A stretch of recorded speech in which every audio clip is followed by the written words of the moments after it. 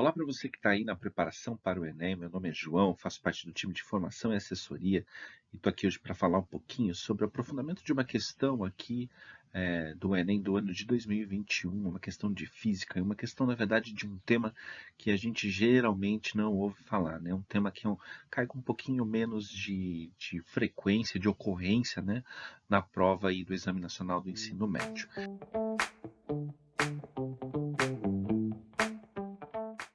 Então, eu queria mostrar ele, mas vou mostrar ele em partes, né? Ela é uma daquelas questões clássicas ali do Enem, essas questões que trazem um texto base e, na verdade, trazem mais de um texto base, mais de uma forma de texto base. Então, ela vai ter dois textos, ela lista os textos dentro do item e depois vem com o comando da questão. Eu vou ler o primeiro texto, depois eu coloco o segundo texto aqui para a gente ver. O primeiro texto, ele diz o seguinte: no cordel intitulado Senhor dos Anéis. Então, aí já vem uma referência, né, à cultura pop, uma referência. Inclusive, como vocês vão perceber, a gente está falando aqui, na verdade, né, de astronomia, mais especificamente de sistema solar, então ele também já vai fazendo ali, né, uma referência a um dos planetas do sistema solar, e ali já está uma dica, ou seja, quando a gente lê, a gente frisa isso cada vez mais, né, quando a gente lê o texto base com atenção, quando a gente tem essa atenção aos detalhes mesmo, né, do texto base, das dicas que uma questão vai te dando. Uma questão como essa pode parecer simples, na verdade, mas que exige alguns conhecimentos ali, mas ela vem te dando algumas pistas que, se bem interpretadas, podem ajudar a gente a ser bem assertivo na resolução da questão. Então, no texto 1, ele diz o seguinte: no cordel intitulado Senhor dos Anéis, de autoria de Gonçalo Ferreira da Silva, lê-se a cestilha, né? A cestilha aqui é a seguinte, né? Cestilha é o nome dessa estrutura de versos, né? Ao nosso planeta amado, pouco menos que a do Sol, ele está distanciado. Então, ele está falando de um planeta, na verdade, né, que está pouco menos que o Sol, né, de distância do nosso planeta amado. A gente já vai interpretar isso. E menos denso que a água, quando no normal estado. Então, agora ele deu uma segunda informação. Então, aqui as informações, de novo, né, a gente vai ter que interpretar aqui um texto no formato, né, de uma cestilha, que diz que esse planeta que ele está perguntando, na verdade, né, ou que ele quer que a gente adivinhe na cestilha, ele é um planeta, na verdade, que está distanciado, né, pouco menos do que o Sol de nós. Ou seja, essa distância pode ser Mercúrio, pode ser Vênus, enfim, mas a gente pode olhar para o outro lado também, não é verdade? E depois ele vai dizer, e menos denso que a água quando no normal estado. Junto com isso vai vir o texto 2. O texto 2 é uma tabela, a gente trouxe ela diretamente para cá, né, para não replicar os valores ali, mas é uma tabela que vai falar um pouquinho sobre as distâncias médias dos planetas ao Sol e suas densidades médias.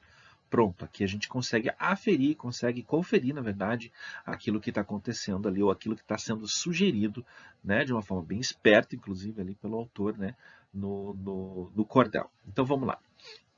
Ele vai falar ali, né, na tabela, né, ele vai falar sobre distâncias médias do Sol. Então, como eu disse, né, as distâncias médias do Sol ali vão corresponder sempre a distâncias um pouquinho menores do que o Sol, no caso dos planetas interiores, né, no caso dos planetas que estão antes de nós ali, né, em ordem de afastamento do Sol. Então, é o caso de Mercúrio, é o caso de Vênus.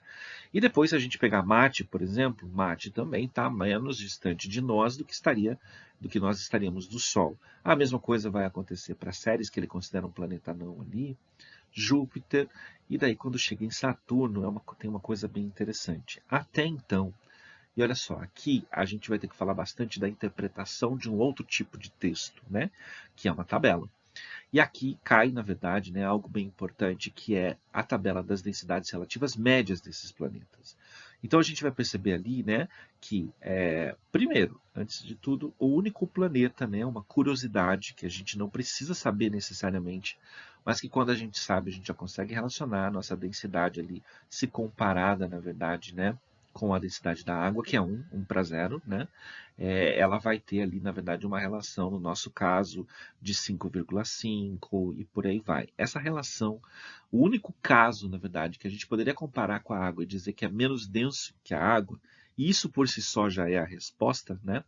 é o planeta Saturno. Então, essa informação, aquele 0,7 que você encontra ali na segunda coluna da tabela, referente ao planeta Saturno, diz respeito justamente a isso, a essa informação e a essa curiosidade. O planeta Saturno, ele é menos denso, seria menos denso do que a água, né? Se compararmos a média ali, na verdade ele é formado por gases, gases que têm um comportamento de pressão muito alto, etc., né? Que vão se comportar quase como que gases sólidos, mas mesmo assim menos densos do que a água. Portanto, a resposta correta, e daí ele já está dando, né, a dica lá no título do cordel, Senhor dos Anéis, porque Saturno também é conhecido pelos anéis, embora não seja o único que os tenha, né? Ele está dando a dica ali então. Se a gente comparar a distância da Terra até o Sol, a gente vai ter que a distância vai dar uma unidade astronômica, né?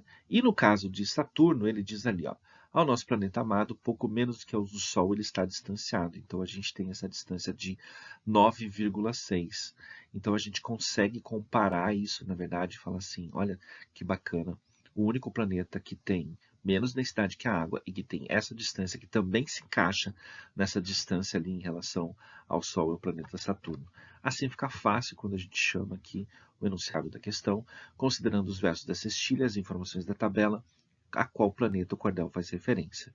E daí a gente vai ter as opções Mercúrio, Júpiter, Urano, Saturno e Netuno, né?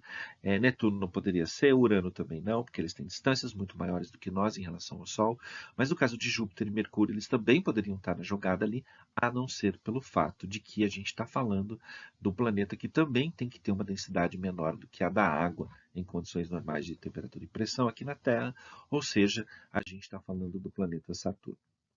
Questãozinha bacana, questãozinha que parece fácil, na verdade, né?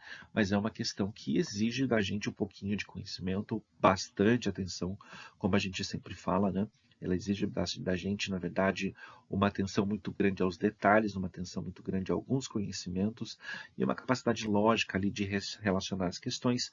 E ela traz como cenário, traz ali como objeto mesmo ali, né? A astronomia é algo que a gente não costuma ver dentro da contextualização de questões como as questões do Enem.